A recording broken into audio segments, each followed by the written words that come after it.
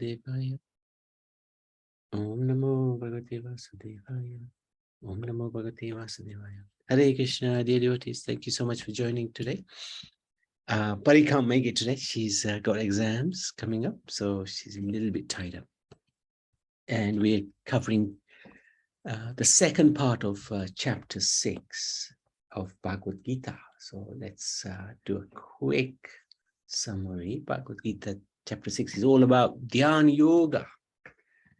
Principally, it's in response to Arjun's desire to leave the battlefield and go to the forest and basically give up worldly life. And Krishna is giving him a sample of what Dhyana Yoga, or what it involves to give up and go to the forest and engage in meditation and Dhyana. And he gives it to him uncompromisingly. And Arjun realizes, this is a little bit more than I expected. So there's 4 parts to this chapter. I think we covered the first 2, the state of the mind, the detailed practice of Astanga Yoga, which is impractical in this age. It's impractical because we can't control our minds, and our bodies are also delicate. In previous ages, the bodies were actually very strong, and they could withstand quite a lot of pressure. But unfortunately, our makeup is not so strong nowadays in Kali Yuga. And Arjun asks, he questions this practice because it's very difficult. And Krishna guides him through that process. And then Arjun asks questions, very, very relevant questions. What happens to the spiritualist who starts the journey and he fails to get the end result? Is he lost? Both here and in the spiritual, he's neither place. He's like, you got your feet in 2 boats at the same time, and the boats are going different directions. Where are you? Are you lost? And then Krishna answers that question, very beautifully answers that question. So we did, let's just go to, I think, where we were. I think it's text number 33. We did the first 32 verses. We basically read through them, and let's go through these next few verses now. Any volunteers to read? Sorry. I don't mind. Okay, Urvi, yes, go for it. Okay. Text 33. Arjuna said, O Madhusudana, the system of yoga which you have summarized appears impractical and unendurable to me, for the mind is restless and unsteady. The mind is restless, turbulent, obstinate, and very strong, O Krishna, and to subdue it, I think, is more difficult than controlling the wind. Lord Sri Krishna said, O mighty armed son of Kunti, it's undoubtedly very difficult to curb the restless mind, but it is possible by suitable practice and by detachment. For one whose mind is unbridled, self-realization is difficult work, but he whose mind is controlled and who strives by appropriate means is assured of success. That is my opinion. Thank you so much, Urvi. So this is actually a very important part of the Bhagavad Gita. These 4 verses are, for us, I would say, very practical, very important. Now, just a quick recall, in the previous few verses, Krishna has been explaining to him how, sorry, it's not there. It's later on, isn't it? 1 second. Let me see if I can just find it. I will be able to find it. No, I can't find it today. Doesn't matter. He's explaining to him how the yogi sits straight back, cross-legged in a yoga position, and he's looking at the tip of his nose with his eyes slightly open, and he's controlling his breathing. And sometimes he may take a breath after a very, very long time. And through this process, he's controlling the mind. So when the mind goes somewhere, he controls it, he brings it back to the meditation. So now when he's telling this to Arjun, Arjun's thinking, and this is not just for 1 or 2 minutes, this is for hours and days and years. So that's where Arjun says to Krishna, whoa, what you've just told me, impossible. It's easier for me to control the wind than to control my mind. Because it's very turbulent, the mind, as we know, right? When you have some homework to do or some essay or something to do for your studies, you know, so many things will come into your mind. I could be doing this, I could be doing that. The mind will just keep throwing things. And if you're not controlled your mind, you'll end up doing those things and not doing the studies or the dissertation or whatever you're supposed to do. So the mind is tough to control, but Krishna gives him fantastic answer. Yes, he say, I understand mind is hard to control, but it is possible. By practice, when it goes, bring it back. When it goes, bring it back.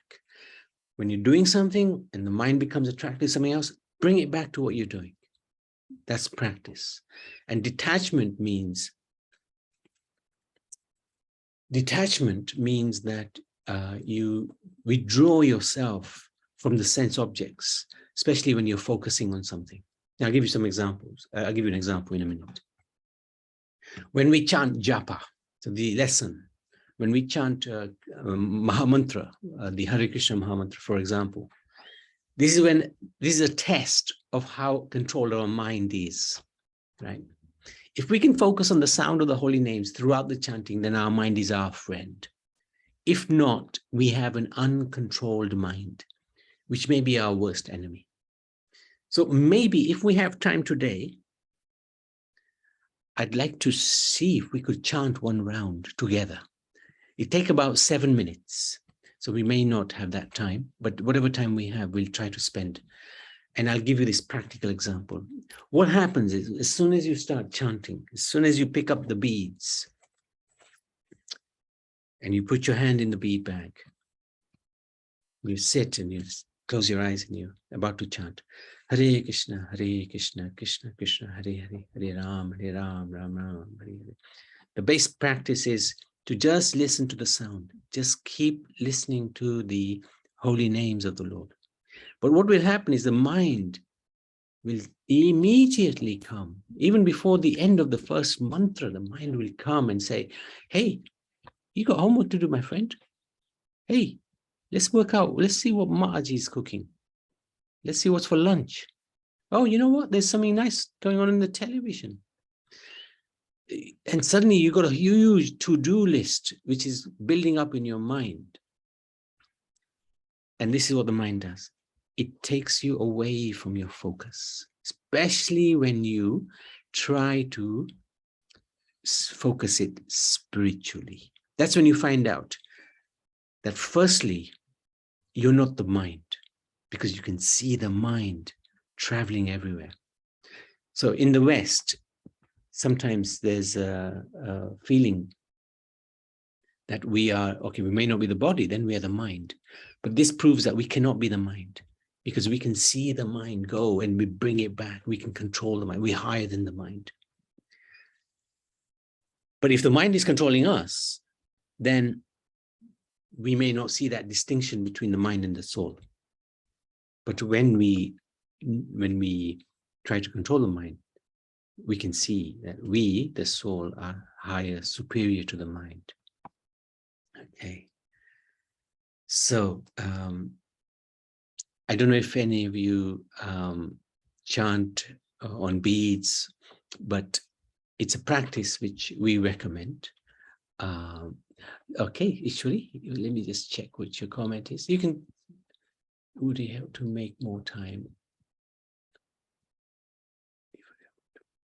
Maybe. Okay, that's a good suggestion, Ishwari. We could do the quiz next week. Let's see how we do, how we get on. Thank you for your flexibility. Very good. Okay, let's move to the next. Now, let me find it. My plate. Got it. 37 onwards. So, Arav, you had your hand up. You can read if you like. This is Arjun is now going to quiz Krishna. He's going to question him again.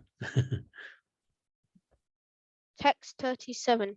Arjuna said, O Krishna, what is the destination of the unsuccessful transcendentalist who in the beginning takes to the process of self-realization with fate, but who later desists due to worldly mindedness and thus does not attain perfection in mysticism?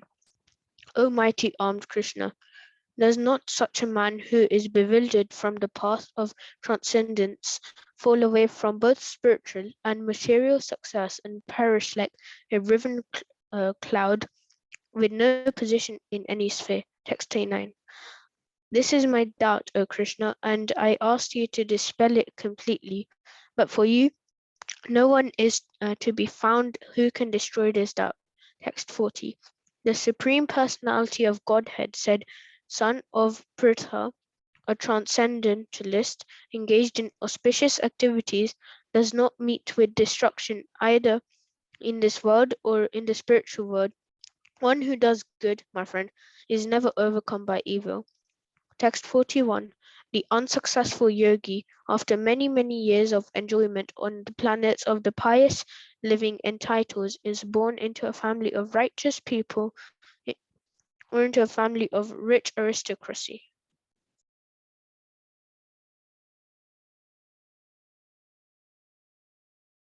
Thank you for that, Arav. There may be more for you to read. Let me just make some comments on this. This is, again, showing how wonderful the Lord is, how sweet he is. The Arjuna questions him. Okay, what if somebody starts on this spiritual journey, but he fails because this Maya, this material temptations are so strong? What if he fails? So is he in neither sphere? Is he neither in the spiritual, neither is material? He's completely lost. And then Krishna says, no, Arjun, such a person, he's never lost. He's never lost. Look at this. Person who does good, my friend, is never overcome by evil. He does not meet this with destruction, either in this world or in the spiritual world. So even if we fail on our journey, at least we started the journey. There's no such thing as failure in the spiritual world. This is the beauty. This is the beauty of the Lord. He gives us this amazing flexibility. He knows how hard it is in this world. So, and let's see what he says. He says further things now. So Arav, carry on. Text 42. Or, if unsuccessful after long practice of yoga, he takes his birth in a family of transcendentalists who are surely great in wisdom. Certainly, such a birth is rare in this world. Text 43. On taking such a birth, he revives the divine consciousness of his previous life, and he again tries to make further process in order to achieve complete success, O son of Kuru. Text 44. By virtue of the divine consciousness of his previous life, he automatically becomes attracted to the yogic principles, even without seeking them. Such an inquisitive transcendentalist stands always above the ritualistic principles of the scriptures. Text 45. And when the yogi engages himself with sincere endeavor in making further progress, being washed of all contaminations, then ultimately achieving perfection after many, many births of practice, he attains the supreme goal. Excellent reading. Thank you. Now, so Krishna is saying, look, even if the yogi is unsuccessful, I will give him a very rare birth. He will be born in a family of transcendentalists, devotees of the Lord, and he will continue on his journey. So don't worry, Arjun. Whoever takes this path, he's not lost. He'll continue, even if he's not successful in this life. he will slowly make it there. He'll slowly get there. So Arjun asks on our behalf, what happens if one faithfully takes to the yogi process but later falls away without perfecting his spiritual consciousness? The unsuccessful spiritualist is seemingly left in no man's land, having failed to attain the spiritual satisfaction and simultaneously squandered his opportunities for worldly pleasure.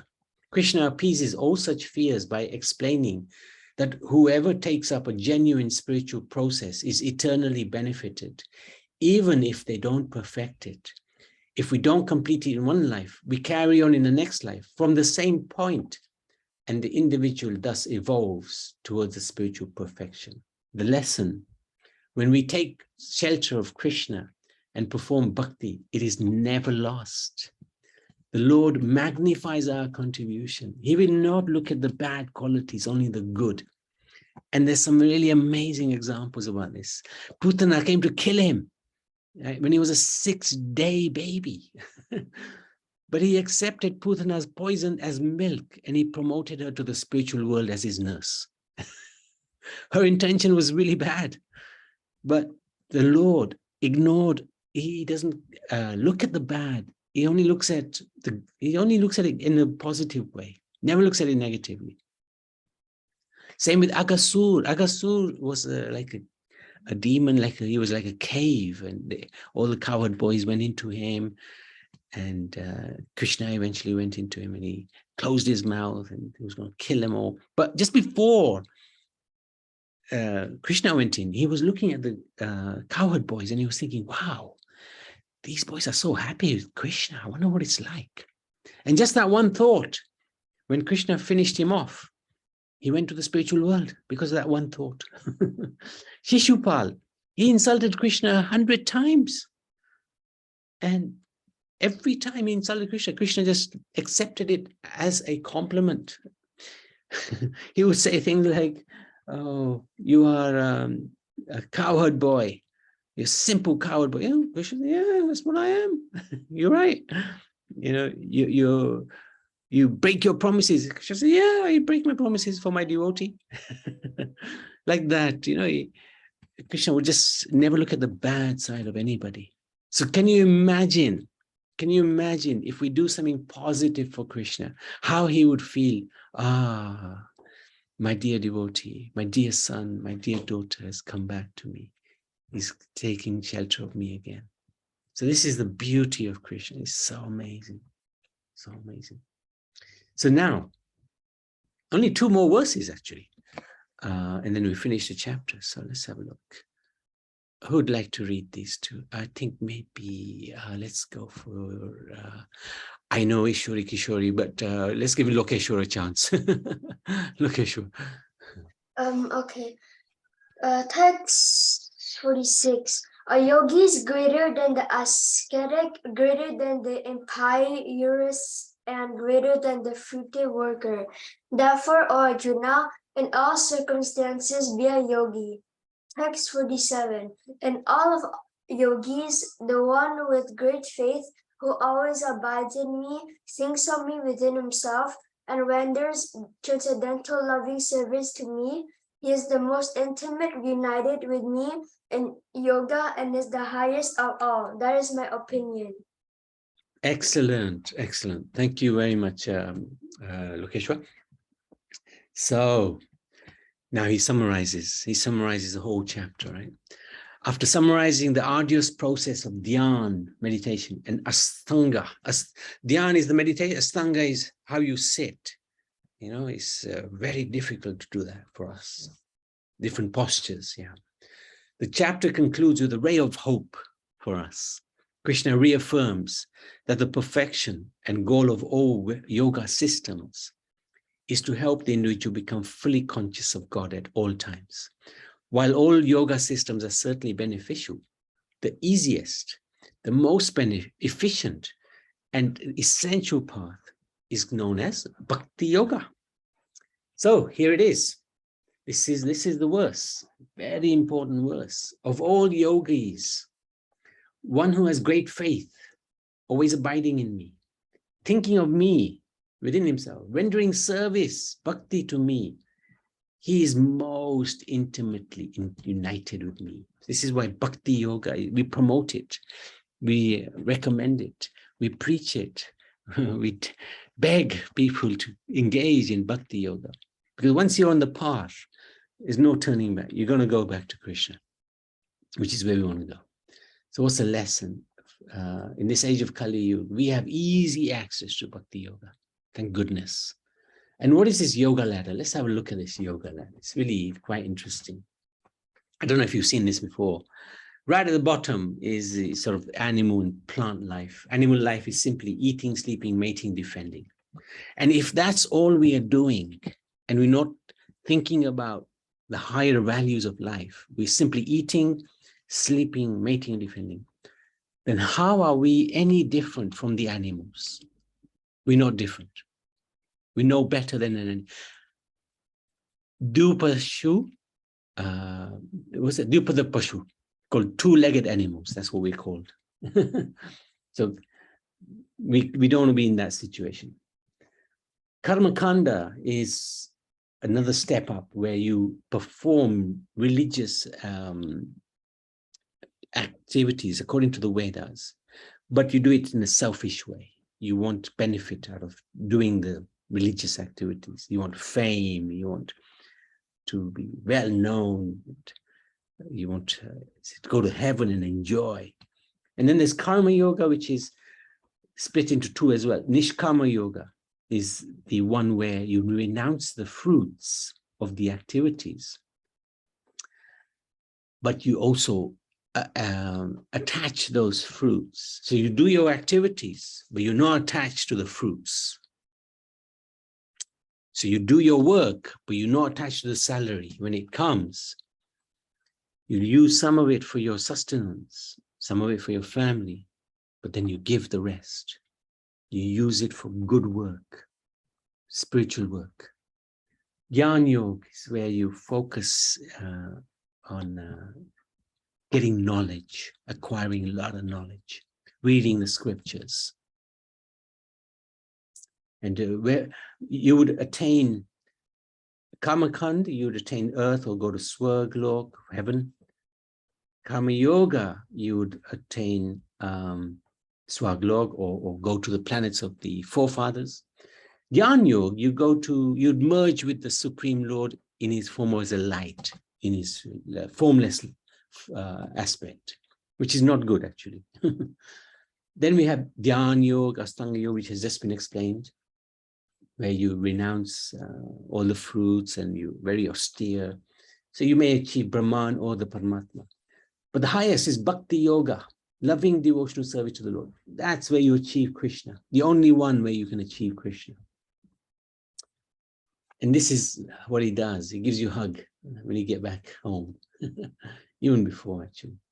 And it's a direct process. It's a really fascinating, it's like, you skip off, when you engage in bhakti, you skip all of this lot. And it's so easy as well. It's like the elevator, it's like the lift. You're taking the lift up to the spiritual world. So that's the yoga ladder. Right, I think that's good. Let's take questions. That's the end of chapter 6, a very fascinating chapter. Ishwari, Kishori, yes, go for it. We only have one question this week. Oh, wow, okay. How is it possible to breathe very occasionally? Oh, yogis, they can do it. Our lifespan is not judged by the number of years we live. It's the number of breaths we take. So sometimes people think, I'm going to exercise, I'm going to really run. I'm going to get fit. I'm going to be really living a long life. Actually, when you're running, you're taking so many breaths, You're tired. You take so many breaths. You're actually reducing your lifespan. I'm not saying don't exercise, okay? By the way. Everyone here was like, I'm never going for a run again. No, I don't mean that.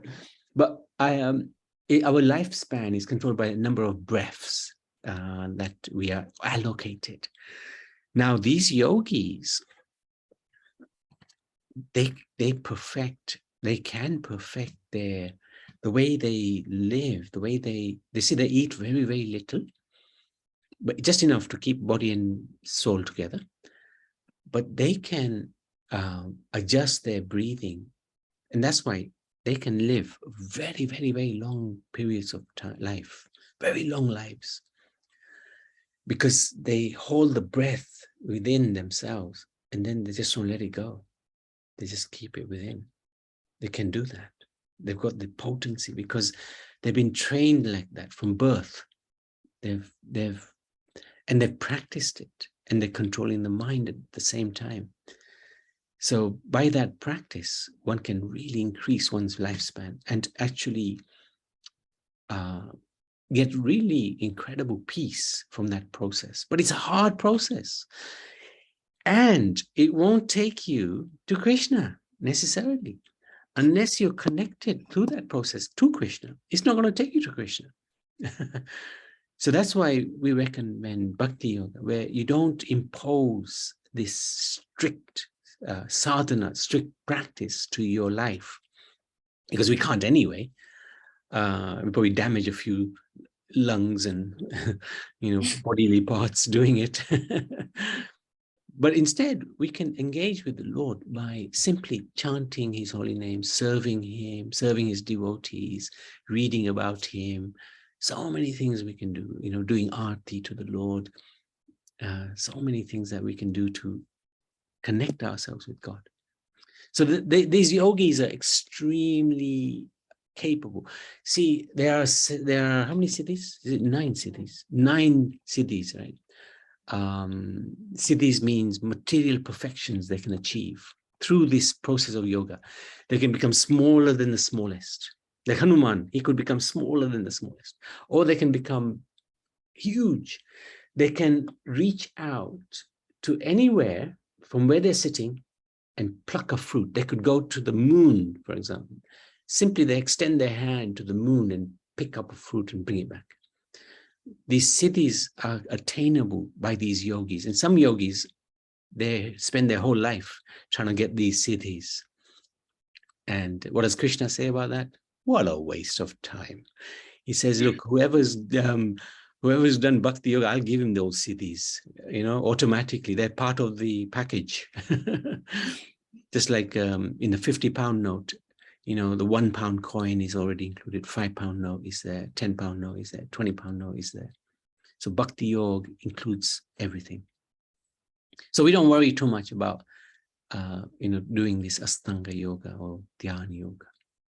And also yoga practice has grown in the West quite a lot. And some of them also practice pranayam, which is the breathing exercise. And this is actually very good. When we're doing a japa, or chanting, we can try to do this actually. Breathe in and then do 2 or 3 mantras, or even 5 or 6 mantras. And then slowly we'll see you can do 7 or 8 or 9, 10 mantras in one go, in one breath. That's good. That's good. As long as you are listening to the sound of the holy name. And that will help focus. And that will increase your lifespan. That will increase your opportunity to do more and more bhakti. Does that make sense, Ishwari? Yes, Prabhuji. Thank you. Thank you for your question. Wonderful question. Anybody else? Any questions at all? Urvi or where's Arav gone? Arav's not here anymore. He's Arav is here. Chess. Any questions at all? Smita, Lokeshwar, Malavika.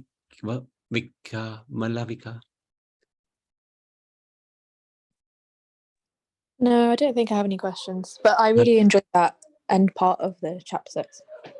Yeah, it's so amazing. Krishna gives him a hard time, in the first 32 verses. And Arjun sort of, in his chariot, is going down and down and down. And then he says to Krishna, hey, I can't do this. This is impossible. But Krishna is so reassuring. He's just like a loving father, don't worry, my son. Okay, let's go to the quiz. And then I think we're going to have time, It's quite a short session today, so. Great. Thank you for putting the quiz password there. So if devotees like to join, please do. And Ishwari, Kishore, you can share your screen.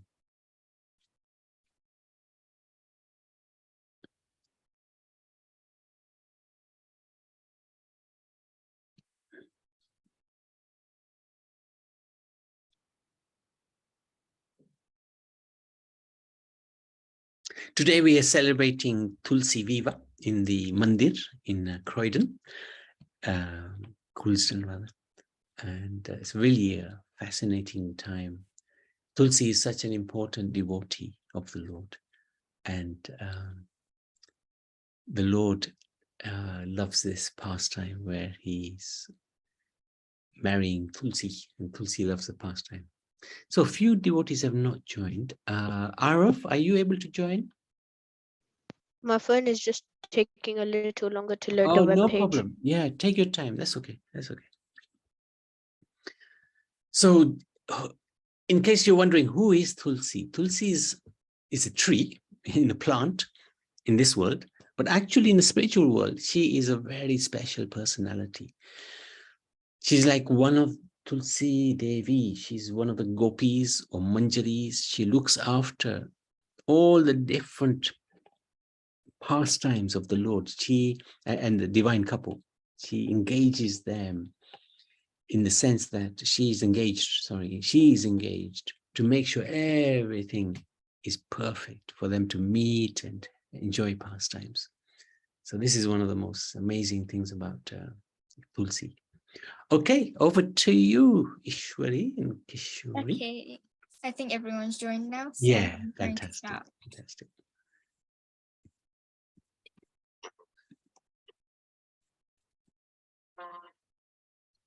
What is the name of chapter 6?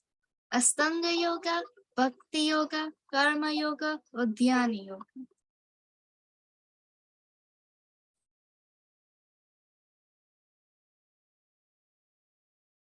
And the correct answer is Dhyana Yoga.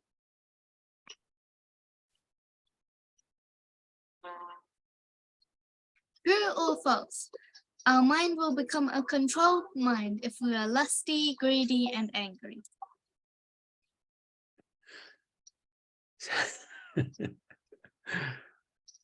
So 2 devotees said yes. Misclicked. Okay, I don't understand. The correct answer is false, obviously. What will an uncontrolled mind do? Agitate and misguide, entangle the soul within this world, forcing us back to our lower nature, help us make progressive and healthy choices, listens to you and guides you in tough situations. This is a multi-select. Excellent.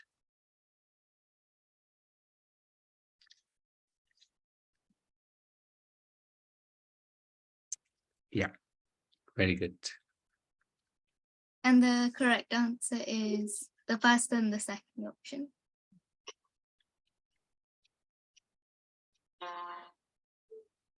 One way to control the mind is through the process of blank yoga.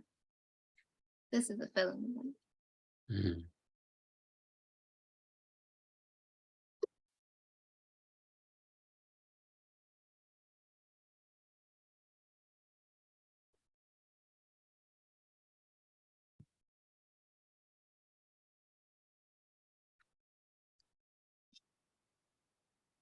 So the correct answer was Astanga, Dhyana Yoga, and Bhakti Yoga, but we couldn't put all of the answers on there because you have to type in each answer individually.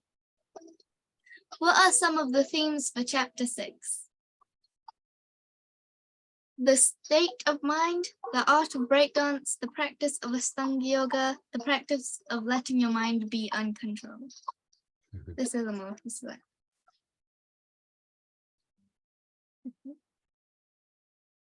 And the correct answer is the third option. And the first option. Yeah, 1 and 3. The controlled mind acts as our friend, devil, breakdancing champ, all of the above. And the correct answer is the first option. Mhm.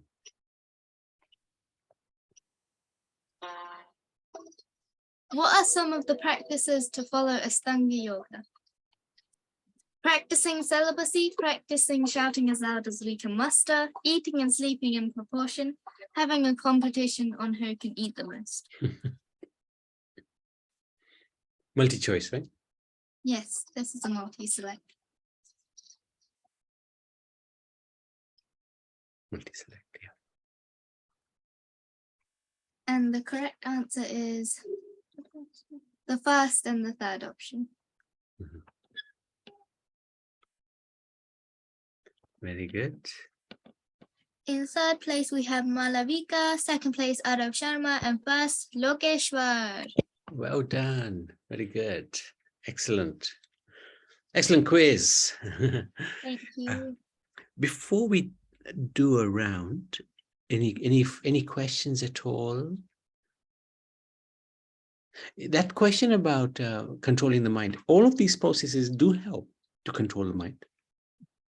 So Ashtanga Yoga, Gyan Yoga, Karma Yoga, and Bhakti Yoga. But the best process is still Bhakti Yoga.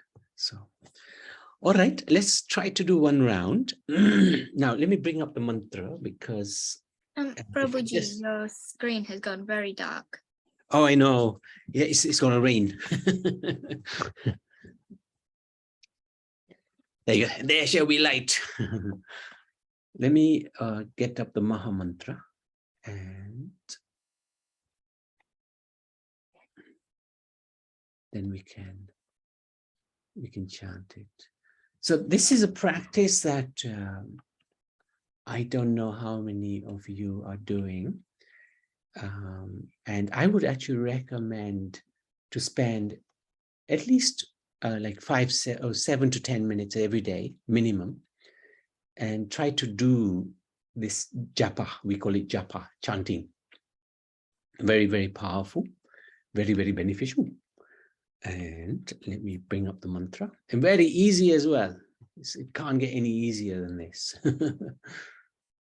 Okay, so let's have a go now. What we do, we get beads like this. This set of beads, I don't know if you can see, but it has 108 beads. And there's the head bead, which we don't chant on because that represents the Lord himself. The rest of the beads represent the 108 prominent gopis or the 108 Upanishads. And we chant on every bead. And when we're chanting, we're just listening to the holy name. No other imagination going on. No imagination going on. Just listening to the sound of the holy names. That's it.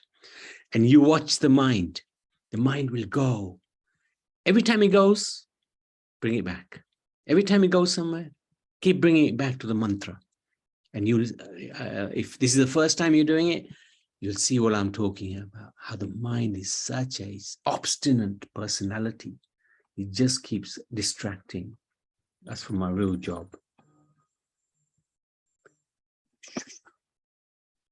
Oh, I take it later. I'll call it later. Okay, let's start. Jai Shri Krishna Chaitanya Prabhu Nityananda Shri Advaita Gadadhara Srivasadi Gauranga. So one round, huh? That's 108 times we'll chant this. I hope that's okay with everybody.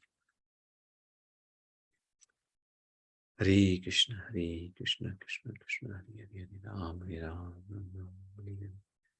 Hare Krishna, Hare Krishna, Krishna Krishna, Hare Hare, Ram Hare Ram, Ram Ram. By the way, you can all unmute, huh? If you like, and slowly, gently chant. It's chanting to yourself softly. Hare Krishna, Krishna Krishna, Hare Hare. Hare Ram, Ram Ram, Hare Hare. Hare Krishna, Krishna Krishna, Hare Hare. Hare Ram, Ram Ram, Hare Hare.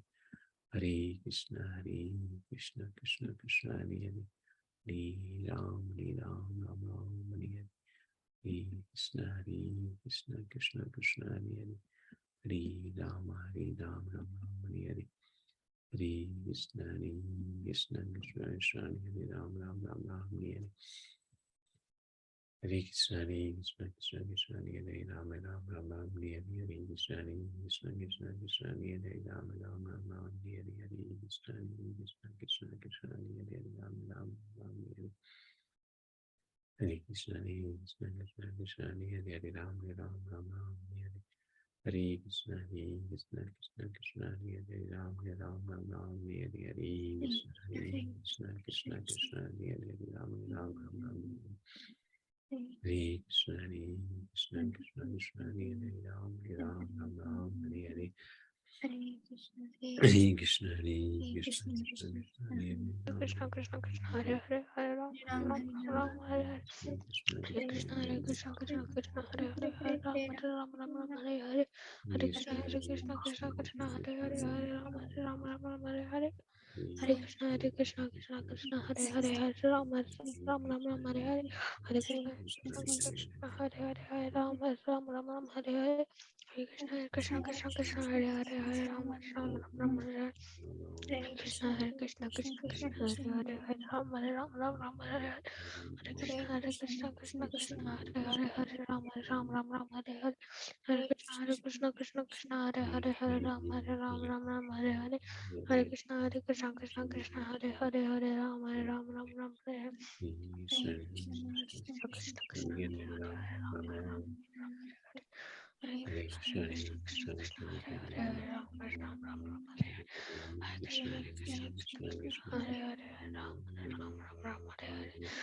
Krishna Hare Hare Ram Hare Hare.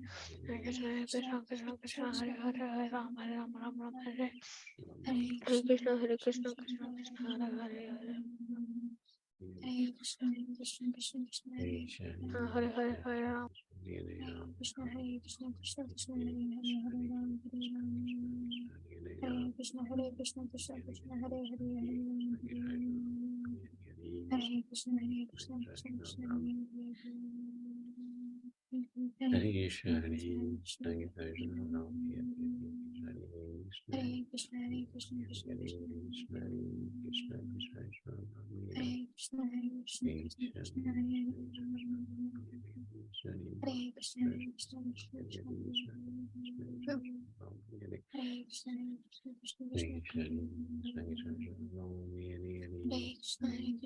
Krishna Hare Ram Hare Hare.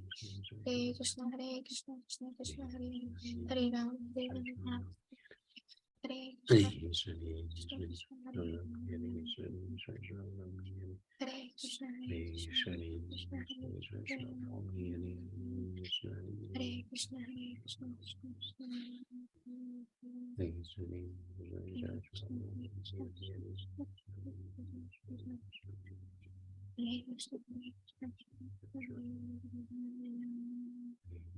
Hare Krishna, Hare Krishna, Krishna Krishna, Hare Hare Krishna Krishna Hare Hare Ram Ram Hare Hare.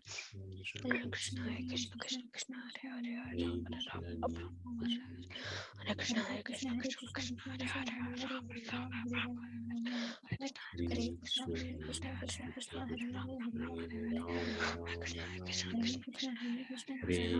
Hare Hare Ram Ram Hare Krishna Krishna Hare Ram Hare Hare. Hare Krishna Krishna Hare Ram Hare Hare. Hare Krishna Hare Ram Hare Hare. Hare Krishna Krishna Hare Ram Hare Hare. Hare Krishna Ram Hare Hare. Hare Krishna Ram Hare Hare. Hare Krishna Ram Hare Hare. Hare Krishna Hare Ram Hare Hare. Hare Krishna Hare Ram Hare Hare. Hare Krishna Hare Ram Hare Hare.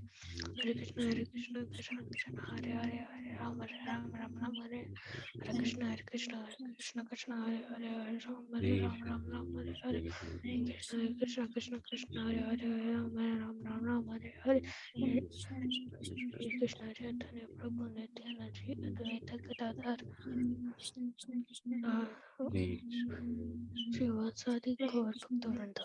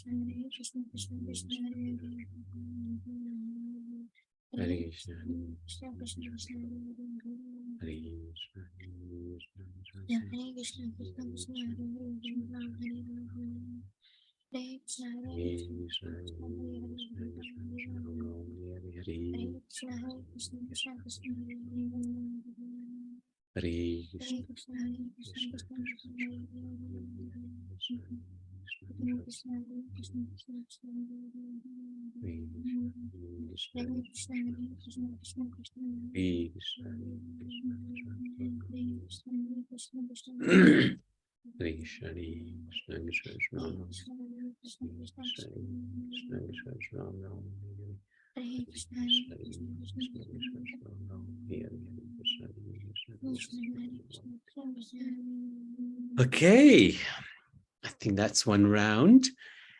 How did you find Ishwari Kishori? Give me your feedback. How did you find that chanting that round? I found personally, this is Ishwari, I found that my mind kept trying to wander to like how many beats there were, whether like how long it had been, how close I was to the end. Yeah, But I kept bringing it back to the sound of Lord Krishna and trying to focus upon his face. Yes, very good. Yes, very good. Absolutely. Usually the usual experience, but you tried to bring it back, keep bringing it back. That was good. How about you, Kishori? My mind kept wandering to what I was going to watch today and fireworks, but I kept bringing it back. Excellent, excellent. It happened a lot less than when I've been doing it before. Yeah, I think especially when you're doing it with others, and when you've heard a little instruction about it, it's easier. I actually, before I start chanting, I always tell myself, I drum it into myself. I love to chant. I get to chant. I want to chant. And I also say to myself that this is the most important thing I am doing in this day. And it might be my last day on this planet. So let me make it my best chant, best effort. And when I say these things to myself before I start chanting, I do have a better session than when I don't say it myself. So it helps me. I'll ask the others as well if you like to just share your experience. Smita, Urvi, Arav, Varat, would you like to share how you found? Did you chant? I heard Arav. How did you find the chanting, Arav? Like usually I would be like with the noise around in the kitchen and all, like the gas and all that, and this time I just completely focused my mind with all the teachings I learned, and then it actually went into a better experience than normal. Well done. Excellent. Excellent feedback. And do you chant regularly? Yes, sometimes I do it, like mainly in Diwali I do it. Okay. So try, if you have time, if you can spare like 7 minutes or 8 minutes, whatever it takes, try to do once a day, early morning, if possible. Very good. How about Urvi, Varad, Smita? Anybody fall asleep? Oh, yes, Varad. Yeah, no, I found it it was quite refreshing actually, just to, take about 10-15 minutes and just chant and kind of forget about everything for a bit. Yes. Felt good. Excellent. Actually, that's the right mood. That is a really good mood. Yeah, well done. Nice one. How about you, Urvi? Yeah, I found it difficult, to be honest, because I could hear my flatmates constantly. But it was fine. But I did find it difficult. Yes. Yeah, I Yes. think I had the same issue as well, but it was all right. Yeah, I understand. And Smita, if you'd like to share, you can. You don't have to, of course. No force. Yeah, hello.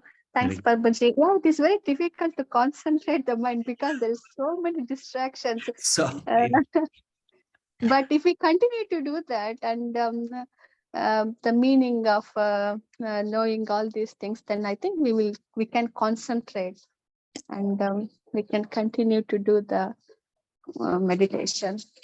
absolutely right.